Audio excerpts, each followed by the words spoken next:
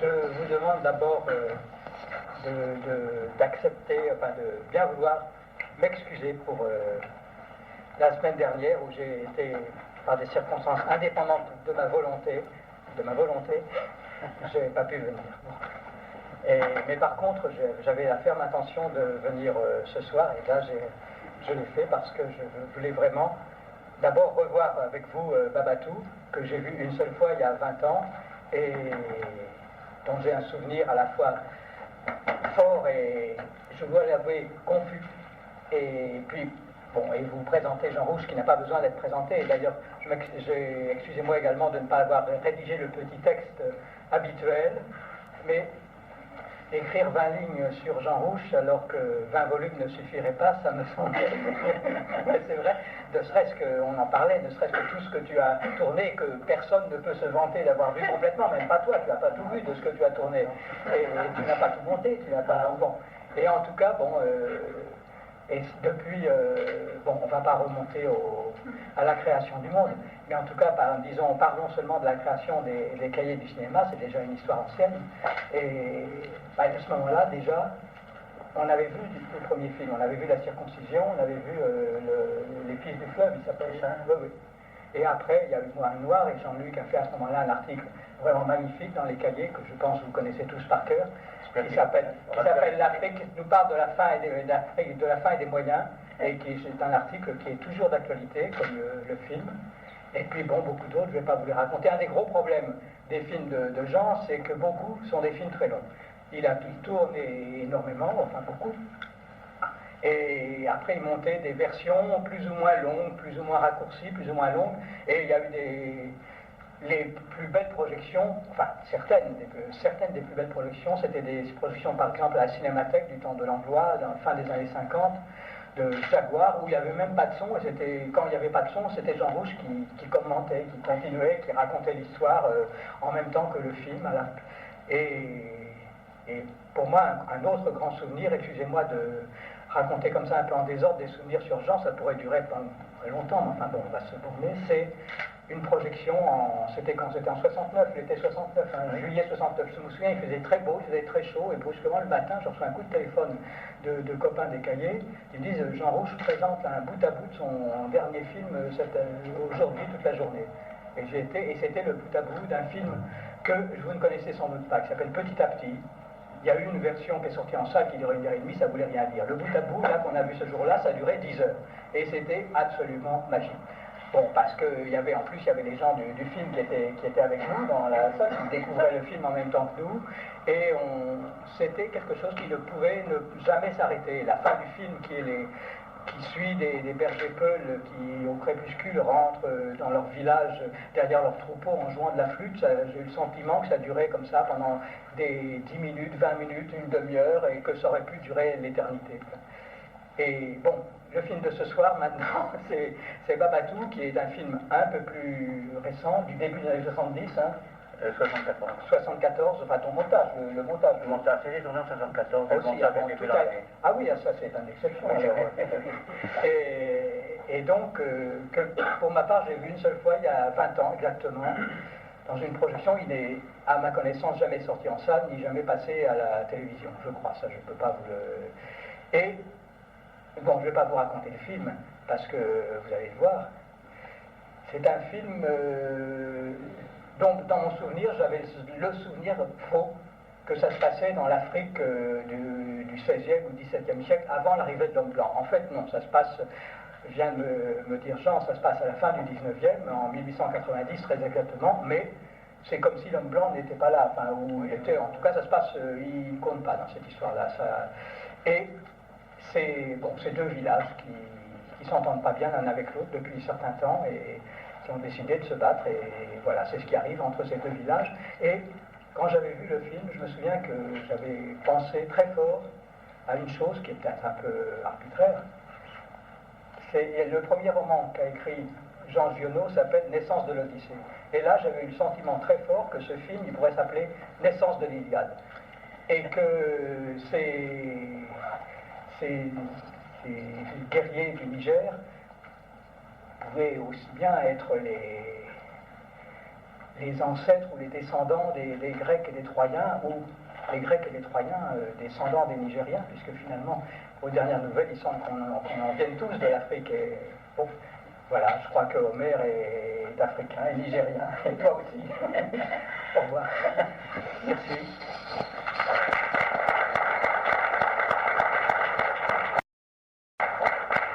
Merci beaucoup. En tout cas, pour l'Odyssée, tu es très fort. Je suis très heureux d'être ici ce soir, à la fois à la Cinémathèque, au Cahier du Cinéma, à côté de Jacques et avec tous les souvenirs qu'il vient de rappeler d'une période extraordinaire, une période où le cinéma était une passion qui ne s'arrêtait jamais, et dans laquelle, avec quelques copains comme lui, on avait peut-être réussi à commencer à créer ce que moi j'appelle des ateliers, c'est-à-dire des endroits où on se retrouvait le samedi ou le dimanche et où on montrait ce qu'on avait fait.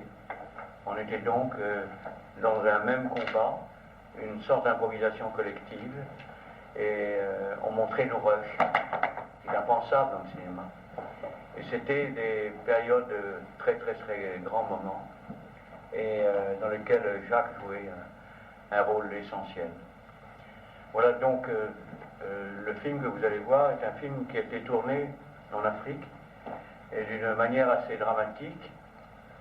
C'est l'histoire de guerres qui ont eu lieu à la fin du siècle dernier. Jacques disait ces deux villages qui ne s'entendent pas. Non, c'était un peu plus dégueulasse que ça. C'était des gens qui, comme Samori, faisaient la chasse à des tribus plus faibles pour faire des prisonniers qui devenaient soit esclaves, soit les membres de l'armée, et qui continuaient à avancer. J'avais eu l'idée de faire ce film en étudiant les migrations des Djerma, qui sont dans le nord de la boucle du Niger, qui allaient travailler tous les ans au Ghana. C'est là que j'ai réalisé deux autres films que vous avez peut-être vus, qui étaient Jaguar et Maître Fou. Et je suivais des gens qui étaient en fait partis de chez eux à la fin du siècle dernier et qui n'en étaient pas revenus. L'histoire est très simple. Babato était un chef de guerre, un Wangari, un homme de guerre, qui, n'ayant plus de guerre à faire dans son pays, était devenu mercenaire et était venu donner un coup de main à des petites populations du nord de ce qui est devenu la Gold Coast et aujourd'hui le Ghana, qui devaient payer 200 captifs par an aux Ashantis.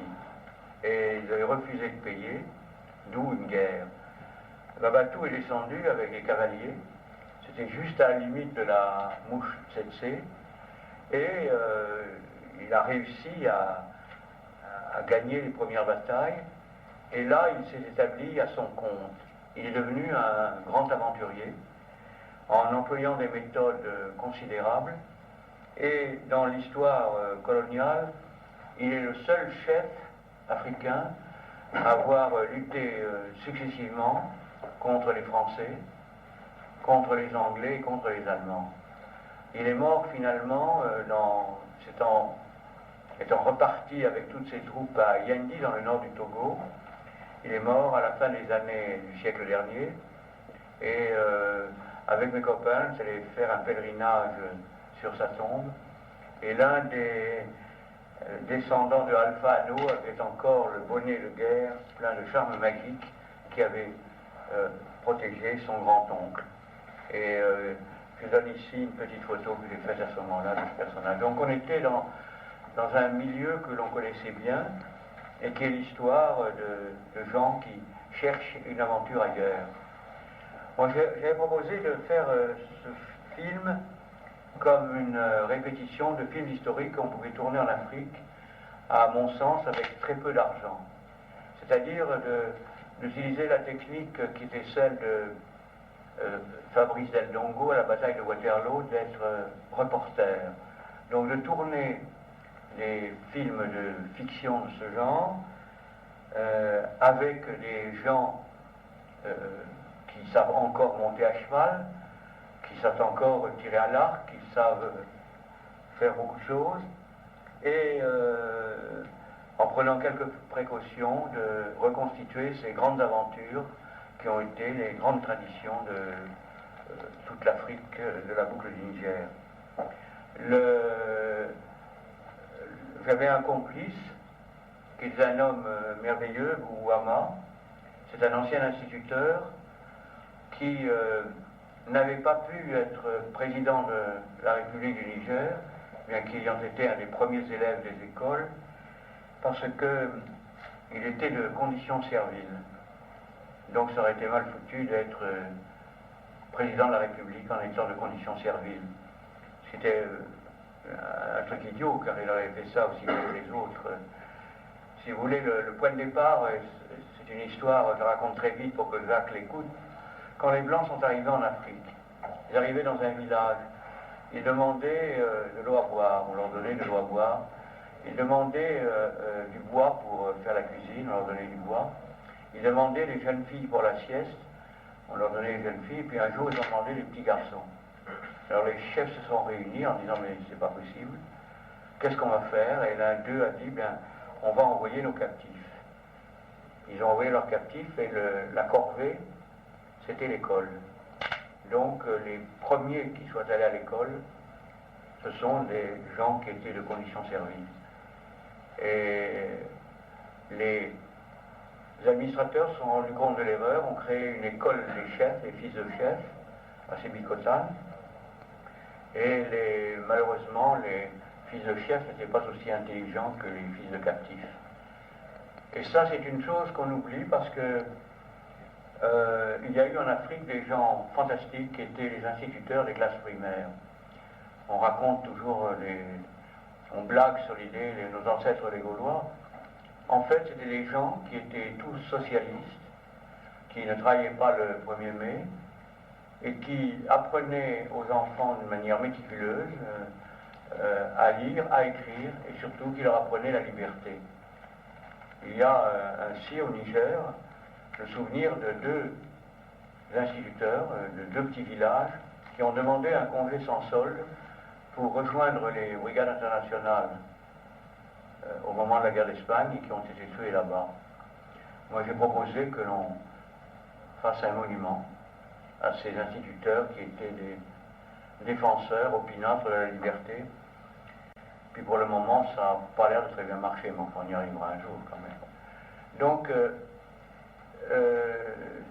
Bouama représentait ce genre de personnage. Il était président de l'Assemblée nationale, il écrivait des livres, il écrivait des livres d'histoire, il avait écrit un bouquin dont j'ai écrit la préface aux éditions 10-18 sur les livres de poche sur l'Afrique, et dont le titre est Le double d'hier rencontre demain, qui est une très belle histoire qu'on va essayer de faire éditer maintenant à Présence africaine. Donc Bouama était passionné par cette histoire et il pensait qu'il était bon de faire des films historiques. Et il me dit on va faire un essai avec ton film. Donc le gouvernement du Niger a donné une subvention de, je crois, de 15 millions CFA qui représenterait en francs actuels 30 millions anciens, 0,3 millions nouveaux. Et avec ça, on a commencé à tourner. Donc, on a mobilisé tous les copains qui étaient dans le cinéma, ils jouent tous un rôle, tout allait bien. Lui écrivait le scénario, c'est lui qui avait eu l'idée de ce scénario, Les Trois Conseils, qui se passait au temps des guerres, vous aussi, c'est le temps de Babatou. Et moi, je filmais, on recevait les rushs, on les lui montrait, et on inventait le truc suivant. Et puis, au milieu du tournage, il y a eu au Niger un coup d'État qui fait que Bouama s'est retrouvé arrêté, mis en prison pour 5 ou 6 ans, que le film s'est arrêté, qu'on a vu arriver ce que notre ami Joseph Kizerbo, premier agrégé d'histoire en Afrique, a appelé Voici le temps des colonels. Et c'était effectivement le temps des colonels, et malheureusement, c'est pas fini. Donc, le film s'est arrêté net. C'était très dramatique parce que la veille, j'avais tourné la prise d'un village par les officiers de Babatou. On était très contents de ce qu'on avait fait, c'était très bien, c'était chouette. Et donc, on revenait de la guerre, fatigué, mais tranquille. Et puis, le lendemain, on est réveillé par des tirs de mitrailleuses, etc. Et tout est remis en question. Donc, il n'a pas été question de terminer le film. Moi, je suis parti faire un autre film au Mali. Je suis revenu 3 semaines après. Là, j'ai demandé au nouveau gouvernement, au ministre de l'Éducation, qui est un colonel, le colonel Dupuis Yacouba, qui est toujours le fils d'un père blanc, d'un missionnaire de Tombouctou, que les pères blancs avaient renvoyé à partir du moment où il avait eu 4 femmes et 17 enfants. Donc c'était un personnage qui aimait bien les coups risqués, qui m'a dit, bon, bien d'accord, vous pouvez continuer ce film. Boubou Hama, pour nous, avant d'être un homme politique, est un homme de culture. Mais le ressort était un peu bloqué. C'est comme ça qu'a été terminé ce film. Le film, on l'a monté à toute vitesse. Je l'ai présenté au centre du cinéma, où Jacques était là. Il a été sélectionné à Cannes, et puis il est tombé dans l'oubli.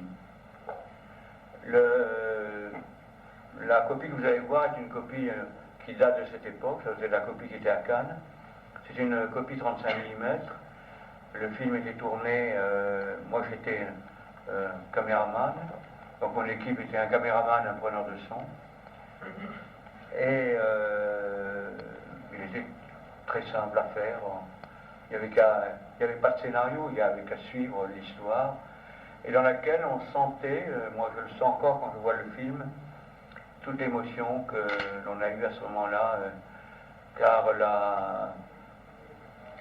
la révolte des colonels était pour le moins maladroite. Leur première victime a été la femme du président de la République, dont on a volé la montre. Enfin, on entrait dans un monde un peu vilain. Et on en sort aujourd'hui au Niger difficilement. Mais c'était un peu cette histoire de l'Afrique. Donc on va voir ce film, et si vous n'êtes pas trop endormi, on discutera avec vous après. Si vous voulez, moi, les règles du jeu que je m'applique quand je fais des films comme cela, il y avait le scénario que ce que nous racontait Boubouama. 2, il n'y avait pas de dialogue, les gens improvisaient le dialogue. Et 3, il n'y avait pas de découpage, on allait à un endroit et on reconstituait la prise d'un village, et moi et mon preneur de son, Moussa Amidou, notre devoir était simplement d'enregistrer, donc la première prise était la bonne. Donc le film s'est fait de cette manière-là, et je crois que ça introduisait dans la réalisation du film une sorte de fièvre, un goût du risque que l'on a tendance un peu à perdre aujourd'hui. Voilà. Donc voilà, Babatou, les 3 conseils.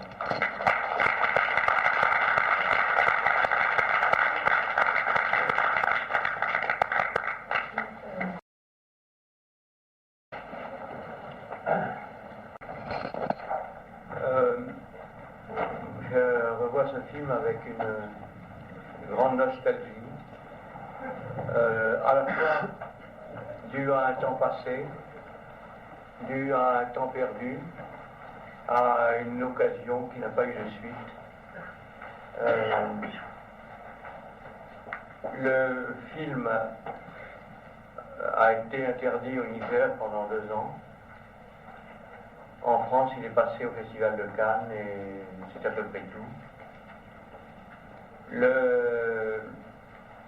On avait pourtant fait des miracles.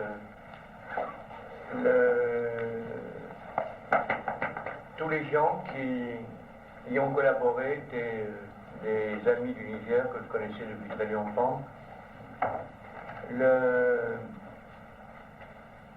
La somme déléguée était confiée à l'Institut de recherche en sciences humaines de Niamey. Lorsqu'il y a eu le coup d'État, le caissier est parti avec la moitié de l'argent. Si bien qu'au retour, il a fallu faire des acrobaties, qu'on a réussi à terminer le film. C'était pourtant bien parti, bien commencé. Le premier plan que j'adore, c'est pas moi qui l'ai tourné, c'est Mustapha Alassane. Lorsque Amin Dada était venu faire une visite officielle et que tous les cavaliers avaient retrouvé leur costume de guerre et étaient venus pour défiler à Niamey. Et il avait tourné ça comme cela, avec la très belle musique de Badier. Et ce film, effectivement, raconte toute une histoire ancienne. Et d'une manière qui était très, très singulière. Donc après l'incendie de Conébéry, alors qu'on avait terminé les gens qui rentraient dans le soir, nous perdons notre scénariste et conseiller Bouhama. Le film rentre dans le noir. Quand je retourne après le film, qu'on arrive à l'histoire de la traversée de la rivière, j'étais avec Doulé Laya, qui était un très bon nageur, qui jouait le rôle des chefs des bourricots, et qui me dit: est-ce que tu crois que c'est pas dangereux de traverser cette rivière? On n'est pas chez nous. C'est la Sirba, qui est un affluent du Niger, un affluent temporaire. Donc je dis: écoute, on va traverser à la nage, on verra bien, comme ça on n'aura pas peur, je mets avec lui pour traverser. Et puis, tout d'un coup, il s'arrête, il crachait le sang, et il avait une rupture d'un petit vaisseau dans la gorge. Damouré Sika a abandonné son rôle de guerrier, a retrouvé son vrai métier d'infirmier, et effectivement, il avait une petite hémorragie interne, peut-être due à la peur, peut-être due à autre chose. Et c'est peut-être la raison pour laquelle Damouré tombe si mal de cheval quand il tombe dans l'eau. Enfin, tout ça, c'était des histoires un peu singulières. Le chasseur était Oumar Ouganda qui avait joué le rôle principal de Moi un Noir, qui est devenu un grand cinéaste nigérien et qui est mort 2 ans après d'une attaque cardiaque. Enfin, si vous voulez, autour de ce film, une série d'accidents, une série de malheurs et d'un changement complet de ce qui se passait. Et ce que j'aime, c'est ce dernier monologue de l'âme qui, à la fin, fait le bilan, et dans lequel il dit pourquoi est-ce que je n'ai pas dit à mon fils de ne pas partir à la guerre, et dedans j'ai tout perdu. Donc c'est un film nostalgique et qui était un peu à l'image de cette époque.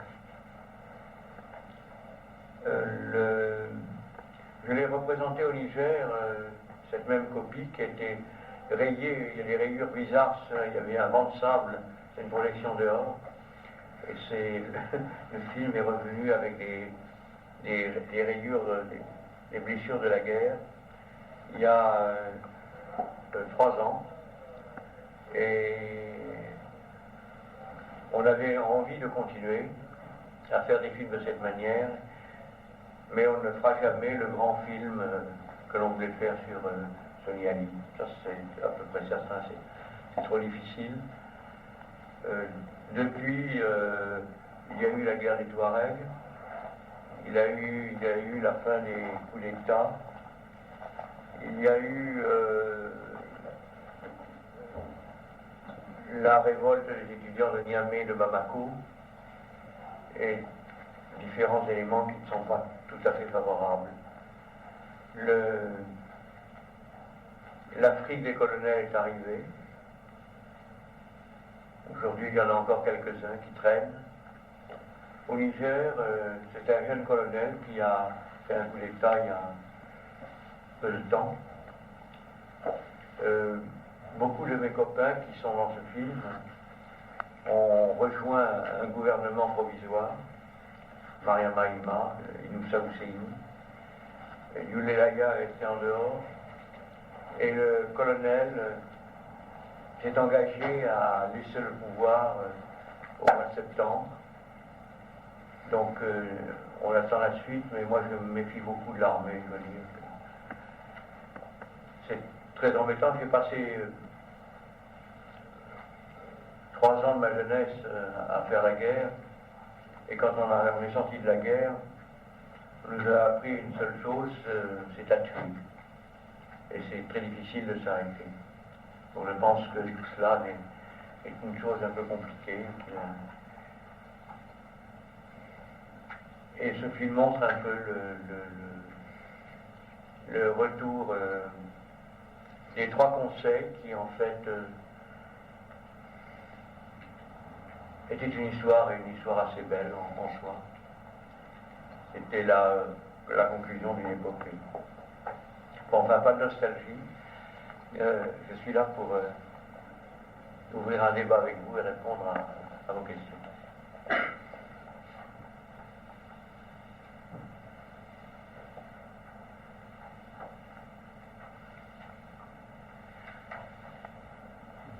Courage, courage. Quelle est la phase d'improvisation que les acteurs africains ont entamée vis-à-vis du scénario? Est-ce qu'ils ont un talent certain vis-à-vis de ça, qui est très ancré dans le réel? Est-ce qu'ils sont influés par leurs jeux dans le...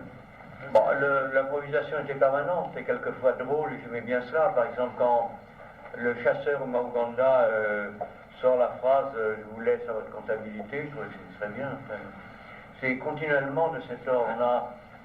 On n'a pratiquement jamais repris une séquence. On enchaînait sur autre chose et le film s'est fait... il a été tourné assez rapidement, il a été tourné au total en 3 semaines de tournage. C'était pas très compliqué, c'est jamais les mêmes chevaux que l'on avait là, simplement les mêmes harnachements. On trouvait pour les prisonniers, c'est jamais les mêmes, mais ils suivaient la route avec le très bel air, qui est la très belle musique et la chanson des vautours. Je ne sais pas si vous avez remarqué, dans un de ceux qui fait la divination, a une petite bague qui représente un cavalier à tête de vautour, monté sur un cheval qui aussi a une tête de vautour. C'est un des descendants de ce héros qui a créé l'Empire Songhai, le Sonyali, et qui volait comme un vautour et montait sur un cheval de vautour, à tête de vautour. Donc on était au milieu de toute une série d'aventures et les réflexes étaient très simples. L'un des éléments auxquels nous n'avons rien compris et qui était tourné dans le moment le plus difficile, c'est la première séquence qu'on a tournée, et celle de l'enterrement de Gazari. Il fallait qu'on enterre nos morts après que le gouvernement militaire ait donné l'autorisation de continuer. Et là, on est tombé sur un personnage venu d'ailleurs, qu'avait convoqué Boubouama, et qui est ce qu'on appelle un héros. Un héros, c'est quelqu'un qui enterre les femmes qui meurent en couche, boit le sang, et il n'y a aucun trucage, il parle au mouton au bout d'une minute, c'est le temps réel, pratiquement 5 plans séquence, et quand il lui parle, le mouton se met à bouger. Donc ce sont des gens qui ont une maîtrise de la mort et du sacrifice. Et j'ai essayé de le retrouver et il a disparu. Alors quand on revoit ce film, quand on l'a revu à Niamey, on s'est dit qu'il y avait là tout un travail à faire sur ces gens qui connaissent, c'est pas très compliqué. On égorge un mouton. D'habitude, quand on égorge un mouton, on lui casse la colonne vertébrale. Là, il ne l'a pas fait. Donc il y a ce moment incertain, après la mort, où un mouton égorgé peut encore obéir à des ordres qu'il reçoit. Donc là, c'est un élément, d'ailleurs, j'ai regardé la figure de Damouret qui était très surpris, qui était au cours de cette histoire. C'était juste le premier tournage, on était encore sous l'émotion de ce qui s'était passé au Niger, et quand on tue un mouton de cet ordre, la règle du jeu veut qu'on le mange. Et là, lorsque on a fait un méchoui avec ce mouton, bien sûr, mais personne n'en a mangé, sauf Talou Mouzourane et moi-même. Les autres pensaient que c'était une viande particulièrement redoutable. Et tout était un peu comme ça dans le film. L'émotion arrivait et se faisait très simplement. Et même des éléments qui étaient drôles lorsqu'on a tourné la séquence de la mort du commerçant, le commerçant qui était joué par un cinéaste nigérien, Mustapha Alassane. C'est lui-même qui a trouvé le trucage de sa main. Il est allé chercher dans une salle de cinéma à Niamey les gants des projectionnistes, qui sont tout esquintés, tout abîmés, qui rebobinent les bobines de 35 mm assez rapidement. C'est cette main qu'on a bourrée de viande d'un bourricot qui avait été abattu et qui a servi de main. Et le truc qui était drôle, c'est que sur cette main, il y avait la bague qui était passée dans un doigt, mais personne ne voulait enlever cette bague, qui appartenait peut-être d'ailleurs à Mustapha Alassane, je ne me souviens pas très bien, qui était devenu un objet mystérieux et malfaisant. Donc c'était continuellement une aventure à laquelle on participait tous et que l'on a terminé à la fois avec une grande joie et en même temps, je répète, une grande tristesse. Enfin, ça ne vous avale pas, c'est une histoire. Il y a une question sur les costumes. Je voulais savoir si les costumes qui sont utilisés dans ce film sont des costumes de l'époque où les gens étaient habillés comme ça, ou ce sont des costumes qui ont été faits pour le film, pour une reconstitution de l'époque. C'est une très bonne question. Non, on avait des gravures faites par Binger. Binger est un capitaine français qui est passé en Pays-Gourmé au moment où il y avait les guerres de Babatou. Et il avait décrit très soigneusement le costume que portaient ces gens. Et en fait, c'est un costume traditionnel. Vous avez vu dans le premier défilé, ce sont les costumes, les armures anciennes faites en armure de capote pour éviter d'être blessé par les flèches, qui sont les tenues des cavaliers de Yerma. Il y a toute la tenue d'un cavalier est exposée dans la salle d'Afrique noire du Musée de l'Homme. Et ce sont encore on avait même parmi ces éléments une côte de maille qui devait venir des croisades, qui avait traversé, qui avait abouti là. Donc c'est des costumes qui sont des costumes de parade et qui n'étaient pas très difficiles à trouver. Les bottes des cavaliers étaient les bottes traditionnelles de cavalier. C'est pas très compliqué. Ce sont, si vous voulez, des costumes de parade que l'on met pour les fêtes. Et l'harnachement des chevaux était facile à faire. Non, il n'y avait pas de grands problèmes. On avait la chance de tourner dans l'île de Firgun à un moment donné où les architectes locaux étaient en train d'improviser un nouveau type de maison, ces très belles maisons ornées qui sont décorées par les femmes. Et donc il n'y avait rien, pratiquement rien à truquer. Le seul inconvénient était d'éviter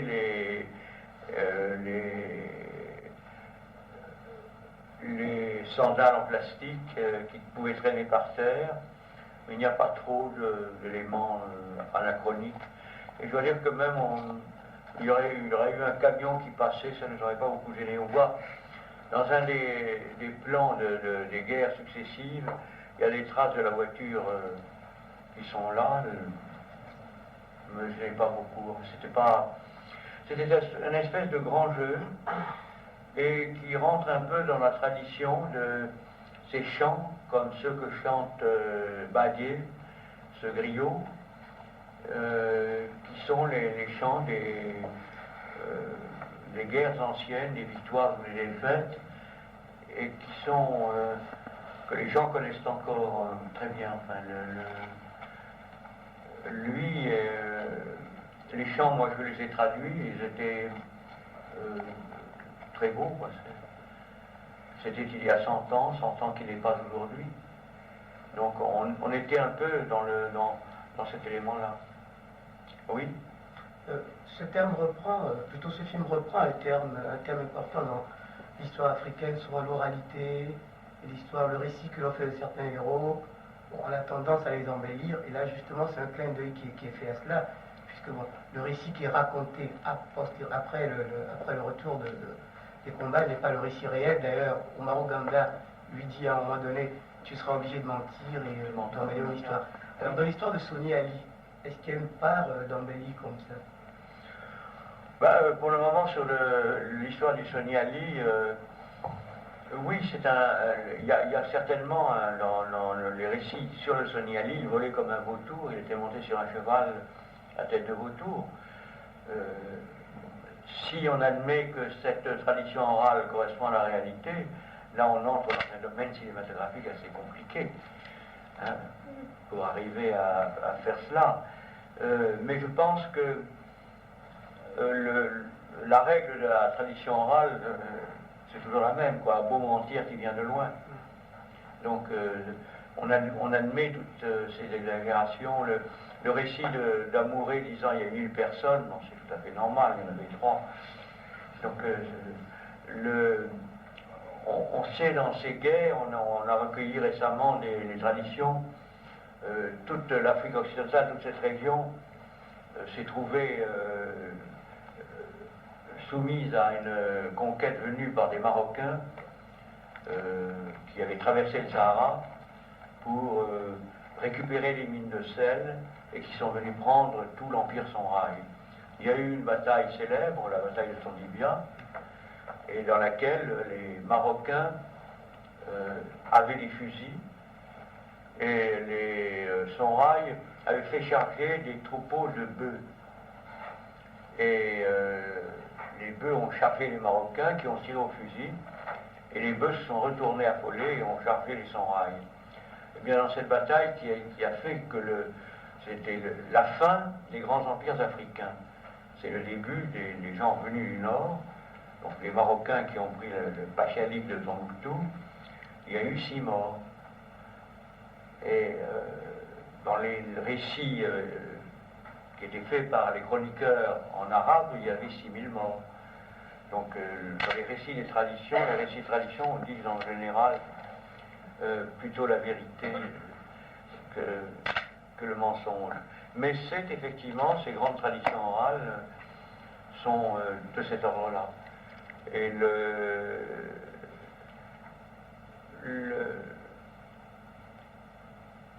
on a commencé simplement le recueil de ces traditions et c'est terriblement difficile à faire.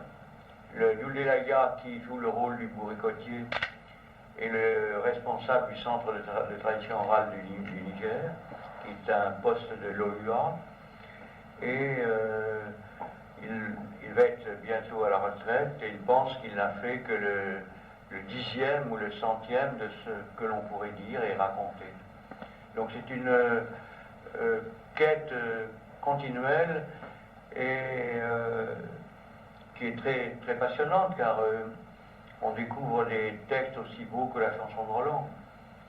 Et le problème, et c'est pour ça que moi je pensais que ce film montrait une tradition orale, le problème est que ces textes sont dits, accompagnés de musique, comme la harpe à 3 cordes,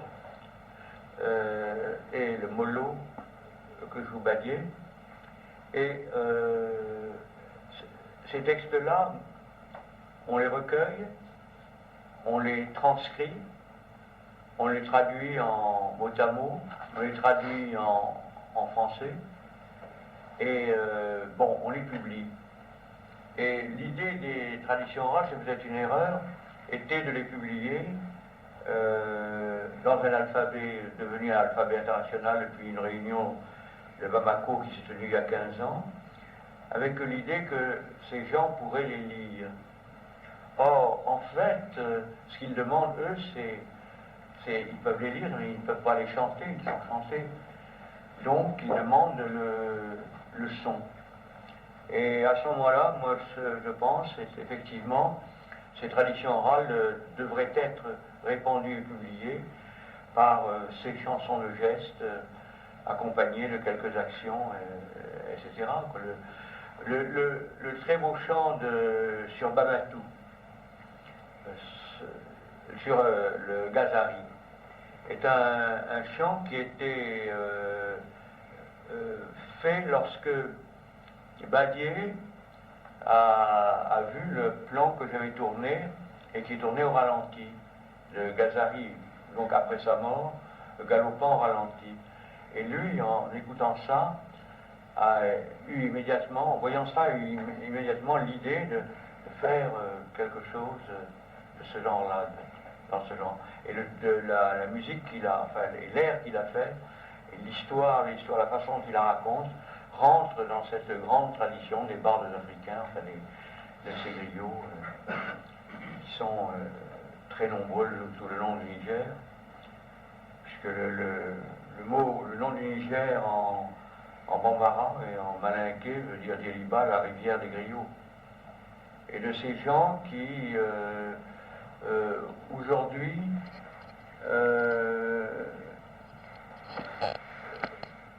sont en train d'inventer une nouvelle forme de blues. L'un de ces griots, qui est très célèbre en Afrique, Ali Farka Touré, est un homme de la région de Tombouctou et qui, par exemple,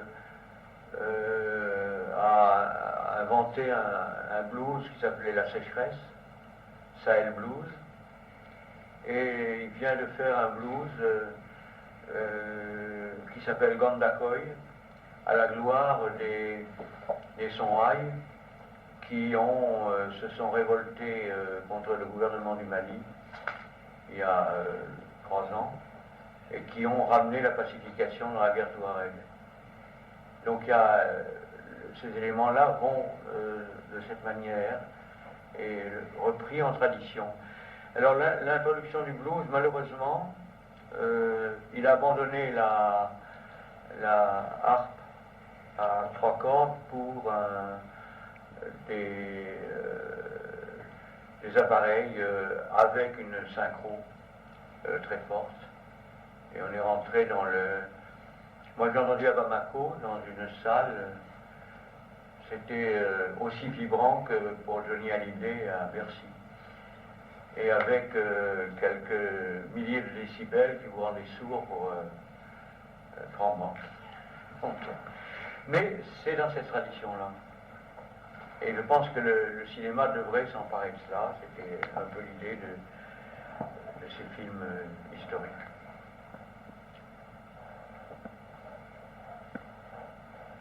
Bien.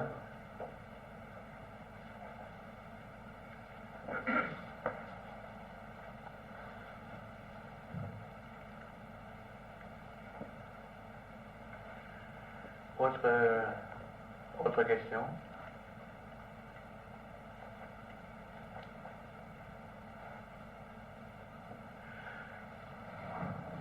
Bon, si je comprends bien, je dois faire comme en tauromachie, une alternative, c'est-à-dire que je prends l'épée que Jacques Rivette m'avait donnée aujourd'hui pour annoncer la performance suivante. Et j'ai choisi de passer l'épée à Jean Louchet et on présentera je crois que c'est dans une semaine, si je me trompe, on présentera le Paris-Vupart réalisé en 65, si je ne m'abuse. Et Louchet prendra à ce moment-là la relève pour une autre aventure qui doit se prolonger dans cette histoire. Le Paris-Vupart était un film qui a été fait par un garçon qui était très proche de nous tous, qui est Barbet Schroeder, et qui avait eu l'idée de faire un film à sketch sur Paris en demandant à différents copains de participer à ce film, et auquel ont participé Godard, Chabrol, Louchet, Romer et Jean-Daniel Paulet. oui, Paulet et Paulet. Jean-Daniel Paulet et Jean Louchet. Les gens rouges. Pardon? Les gens rouges. Oui, bien sûr, il est là. Bon, ce film d'ailleurs pourrait être mis à la suite, très bien à la suite de Babatou. En tout cas pour la séquence que j'ai faite et qui s'appelle Gare du Nord et qui l'idée avait été prenez un quartier de Paris et raconter l'histoire que vous voulez. On avait 20 minutes à la disposition, on tournait en 16. Et moi j'avais choisi Gare du Nord pour une raison qui tient à la guerre. Mon père m'avait emmené un jour sur le pont de la rue Lafayette qui passe au-dessus des rails de la gare de l'Est. Et en me montrant les rails, en disant, et un train qui passait, en disant, bien, pour nous, en 14-18, ces rails, c'était les trains de la mort. Et on partait par ces trains, on ne savait pas si on reviendrait. Donc, en partant de ce côté un peu dramatique, j'ai eu l'idée de faire une histoire qui serait un plan séquence, bien sûr influencé par la corde, bien sûr influencé par tout ce qu'on savait, et en plus parce que c'est pas possible de faire 20 minutes en plan séquence, il fallait donc faire des plans de 10 minutes, et dont l'idée était effectivement d'une jeune femme se dispute avec son mari, sort dans la rue et rencontre un beau jeune homme, sorti directement des films de Rivette, Gilles Kéan, et qui drague cette jeune fille et lui propose, avec les mêmes arguments renversés, de l'amener où elle veut, etc. Et il lui déclare qu'il se livre à ce jeu stupide de dire je compte jusqu'à 10 et s'il y a 10 c'est non, je me jette du haut de ce pont. Il compte jusqu'à 10 et se suicide. Donc c'était un peu l'idée de montrer ce qui arrive dans les 20 minutes qui précèdent un événement assez dramatique. Et c'est un tournage très, très impressionnant. On avait à peu près préparé les répliques, les dialogues étaient à peine ébauchés, mais on savait quels étaient les éléments qui devaient venir. Et de ce fait, moi je n'étais pas à la caméra, j'ai demandé à Étienne Becker, Tinou Becker, qui revenait de tourner les films en Inde avec Louis Malle, d'être donc l'opérateur. Et c'était pas très facile parce qu'il y avait quand même un minutage à avoir. Et on a fait une répétition avec une vidéo en noir et blanc pour voir si ça tenait à peu près le coup. Et puis on a commencé à tourner. À cette époque, on tournait en hexachrome, il fallait éclairer pas mal. Il y avait donc, à l'intérieur de l'appartement, il y avait des micros cachés un peu partout. Il fallait changer le micro en passant à un endroit à un autre. Et donc, on fait une première prise, un éclairage, une lampe éclate, on est forcé de recommencer. On fait la deuxième, qui était pour moi très bien. Et Tinou me dit non, je crois que je vais recommencer parce que j'ai aperçu mon ombre dans le dos de Barbet Schroeder qui jouait le rôle du mari. On a recommencé et c'était de plus en plus mauvais. Bon, moi je me suis dit bon ben, on verra bien, ça m'embêtait de couper à l'intérieur, parce que c'est des plans séquences. Donc on est parti sur la deuxième partie. La deuxième partie, un ascenseur nous permettait de changer de magasin de 10 minutes et on est parti dans la rue. Et on est parti avec Kéan qui tenait ce rôle et lui était le seul acteur professionnel, si je peux dire, et il avait très peur. Or, on s'était aperçu, on avait tourné le 15 août et que la rue Lafayette, on pensait qu'il n'y avait pas de circulation, mais il y avait un feu rouge à l'entrée du pont. Et quand le feu devenait vert, les motocyclettes s'en donnaient, les mobylettes s'en donnaient à cœur joie. Et il fallait donc jouer un peu là-dessus pour éviter qu'il y ait trop de bruit. Et là encore, on avait prévu un truc dans lequel il y avait un mannequin vêtu comme Kéan, qui était au sommet des arches du pont. Et on s'est arrêté trop loin ou trop tôt. Et ce n'était pas le bon arc. Donc la séquence est trouvée un peu ratée. On a essayé de recommencer, surtout que là encore,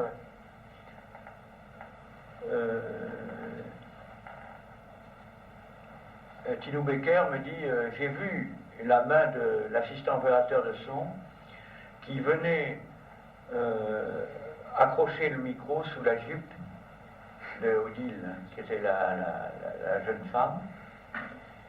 Et ça m'embête, on est forcé de recommencer.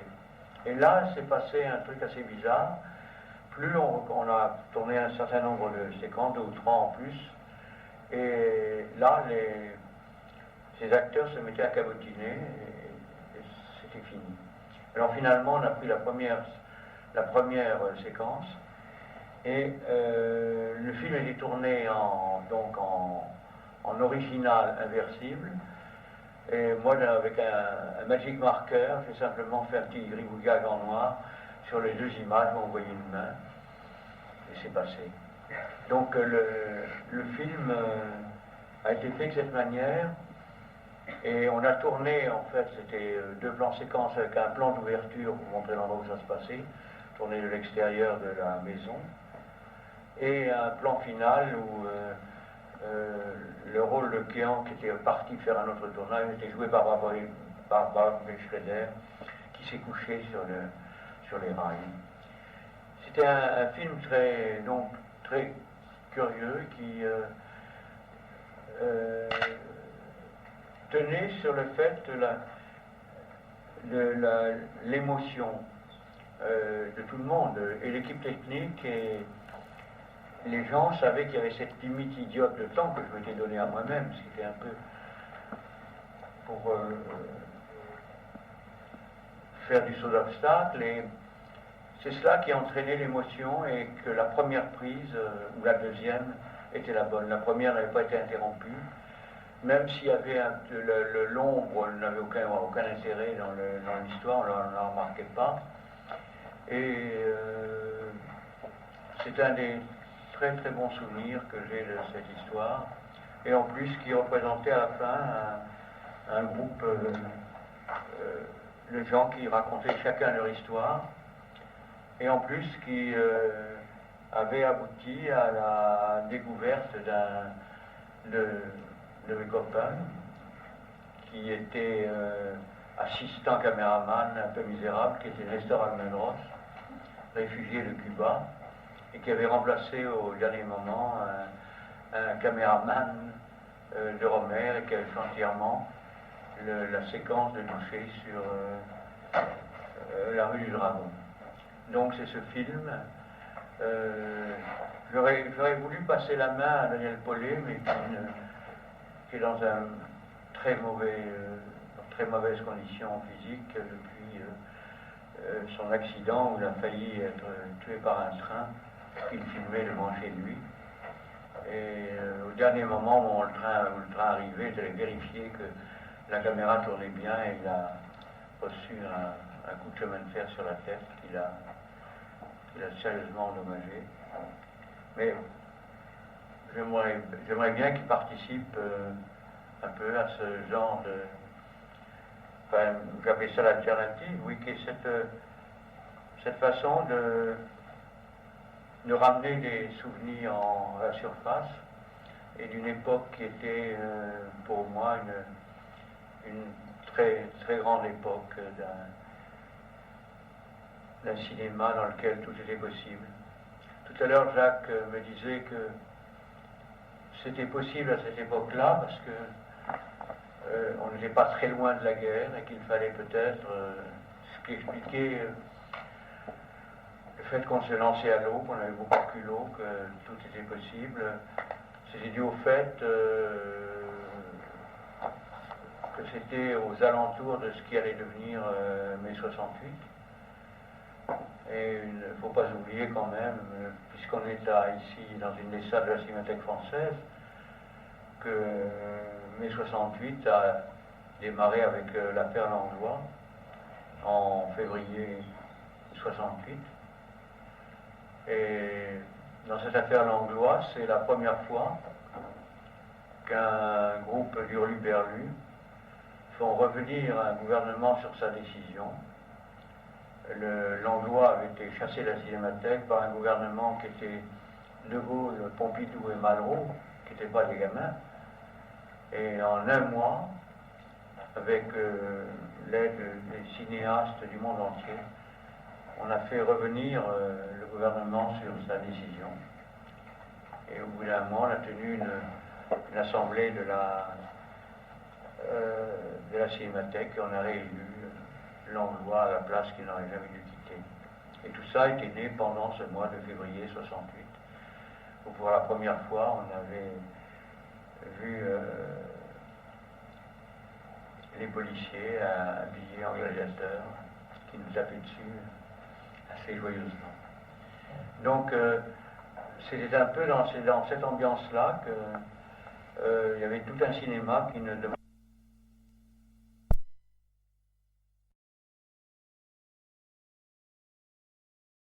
c'était que le fait tellement net, tellement clair, c'était tellement évident que le cinéma général était très mauvais.